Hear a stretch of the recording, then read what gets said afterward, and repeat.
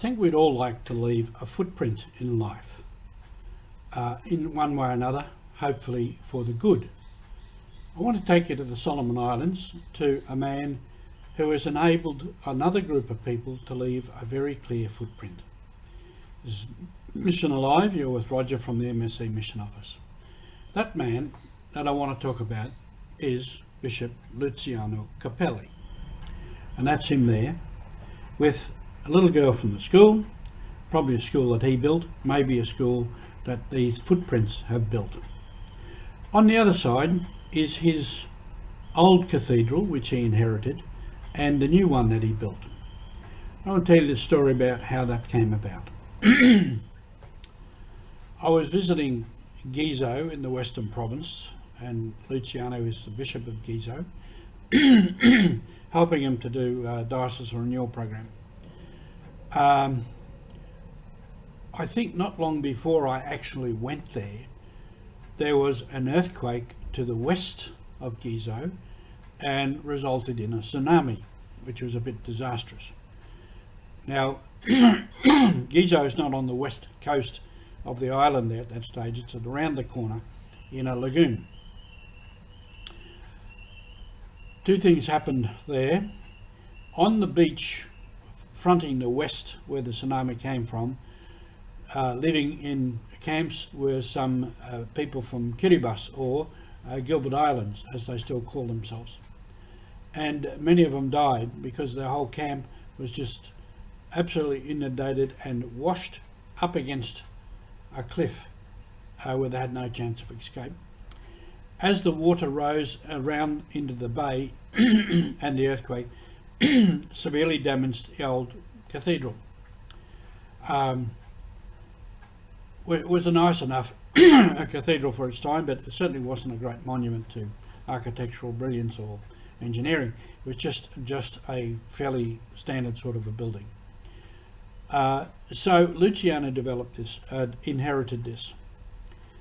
Now, he inherited a lot of things and he needed development. He was a man of vision, particularly in education, being a Salesian. And he's Italian, so he had contact with people in Italy. I don't know the story of that. What these people used to do, they were tradespeople, carpenters, metal workers, all kinds of people, and they would prefabricate many of the things they needed in Italy, put them in a container and ship them out to Gizo. And then they would come and they would build whatever needed to be built.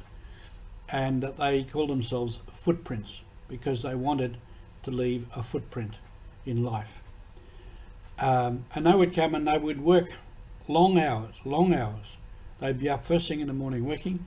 They'd have a little siesta after lunch, as is a Mediterranean custom. And then they would work until evening. They built many, excuse me, they built that new cathedral. They built other things there at Gizo, and they had to go up several stories because the land that the church had there in Gizo was very limited.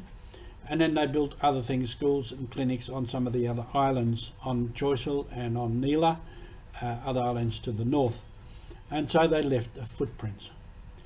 And that to me says that was their work, that was their mission. They wanted to do something for others, leave a footprint, leave something that would last, and which they did, and which is in many ways is the mission and the role of many lay people, because they're out there, they have these skills, they have these trades, they have this ability, and they can do that.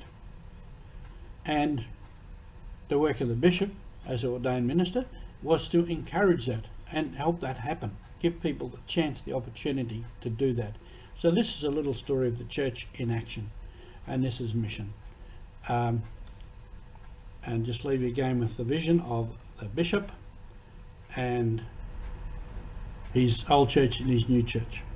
And I think I was there for the opening of the new church. A very nice little church, nothing grand but nicely built, and the stained glass windows, and they were also done in Italy and shipped out, and so it's very good. So there's a man on a mission. He retires shortly from being bishop, and I'm sure he will take up another mission. So thank you for being with us, and thank you for working on your mission.